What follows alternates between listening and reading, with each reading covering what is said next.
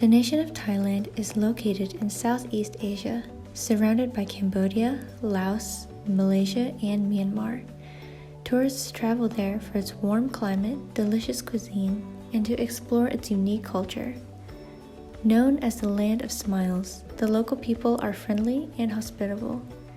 Thailand's breathtaking landscape, vibrant street markets, and beautiful temples are only a taste of its rich culture and heritage.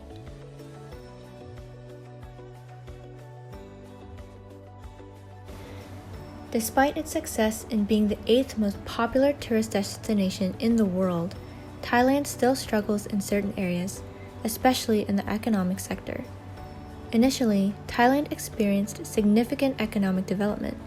From 1960 to 1996, Thailand's economy grew at an impressive average annual rate of 7.5%. The substantial increase in exports spearheaded fiscal growth. The expansion of manufacturing and industrial infrastructure provided labor jobs that brought millions of citizens out of poverty, with the poverty rate dropping from 67.7% in 1986 to 35% in 1996. An influx of additional capital came through foreign direct investments, or FDIs. Private investment averaged over 30% of the GDP, reaching 32% in 1995. This brought improvement in many areas, especially the education and health sectors, as more children were able to receive an education and healthcare was more widely provided. However, the Asian financial crisis of 1997 swept through Southeast Asia, severely affecting nations like Thailand, Malaysia, and South Korea. Thailand was especially impacted, with private investments dropping from 32% of the GDP in 1995 to less than 12% in 1999, and then rising to a mere 16.9% in 2019.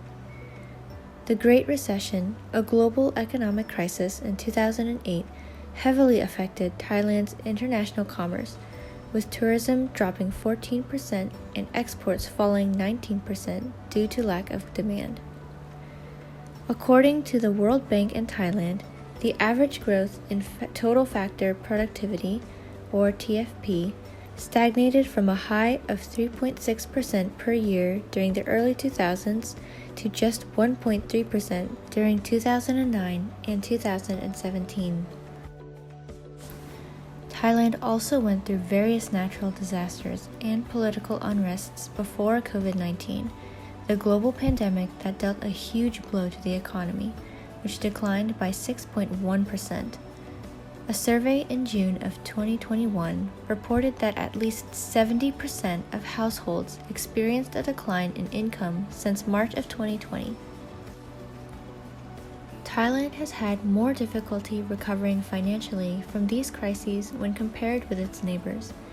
The World Bank of Thailand reported that exports on average grew 13% per year from 2006 to 2011, before slowing down to less than 1% from 2012 to 2014, a far more pronounced drop than what is observed in neighboring countries.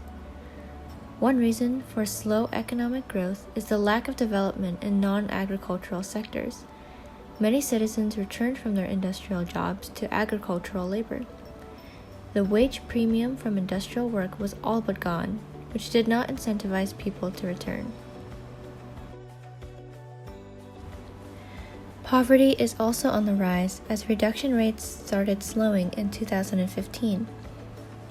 In 2020, the number of rural poor outnumbered the urban poor by almost 2.3 million. The uneven distribution of wealth across geological regions is also severe, with the poverty rate in the northeast and south being nearly double of the national poverty level. However, the World Bank manager for Thailand stated, Thailand has the potential to support faster and sustained income growth of rural households. Better rural connectivity and digital technology adoption can help overcome the constraints faced by the rural poor. How do we address these issues that are damaging Thailand's economic growth? One way is to develop adequate policies for different sectors. But how do we ensure that the decisions we make are factually sound and based on accurate data?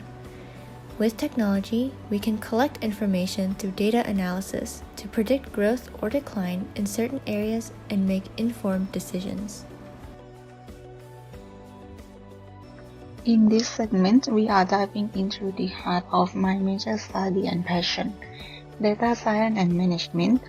We will explore how data analysis can play a pivotal role in understanding Thailand's development challenges and, more importantly, how it can guide us toward informed decision-making and predictive analytics for economic growth. Now, let's start by defining what data analysis is. In simple terms, data analysis involves examining and interpreting data to extract valuable insights and support decision-making. As a data science enthusiast, this is where I find my calling, turning raw data into meaningful information. How do we use data analysis for informed decision-making? By delving into the vast datasets related to Thailand's economic, social, and educational aspects, we can uncover patterns and trends. For instance, we can examine indicators such as GDP growth, unemployment rates, and educational attainment. This allows policymakers to make decisions grounded in data, ensuring a more accurate and impactful approach to addressing developmental challenges. Now let's talk about predictive analytics for economic growth. With the power of data science, we can develop models that forecast future economic trends based on historical data and various influencing factors. This isn't just about understanding where Thailand stands today. It's about anticipating the economic landscape tomorrow. Predictive analytics empowers us to make strategic decisions that contribute to sustainable economic development. Drawing on data analysis, we can identify the key drivers and inhibitors of economic growth specific to Thailand. Whether it's addressing disparities in income distribution, understanding the impact of policy changes, or predicting the outcomes of potential interventions. Data analysis provides the foundation for effective decision-making. To illustrate this concept, let's take a look at a few examples.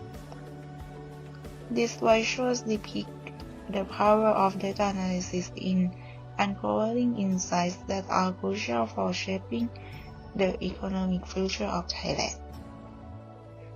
As someone deeply passionate about data science and management, I believe that leveraging these skills can propel Thailand forward. By making informed decisions based on robust data analysis, we can strategically navigate the developmental challenges and work towards sustainable economic growth. In the next part of our video, we will explore the practical applications of data science and management in cross-cutting solutions. Stay tuned as we bridge the gap between theory and action. Now let's wrap up this segment and move on to the conclusion. As we conclude, I want to share why I chose Thailand as the focus of my video. As a Thai individual, I have often wondered why certain countries seem to surge ahead in development while Thailand, despite its past economic prosperity, has found itself stuck in the developing country category for an extended period. This curiosity and love for my homeland have fueled my desire to make a difference. Choosing Thailand as the subject of my analysis is rooted in the belief that our country holds immense potential and opportunity for economic growth. By harnessing the right decisions supported by accurate data and information, we can unlock this potential and steer Thailand toward a brighter future. Thank you for joining us on this journey through data analysis and its applications. In the next part, we will explore concrete solutions inspired by my major study and life path. Until then, stay curious, stay engaged, and let's keep working towards a better Thailand.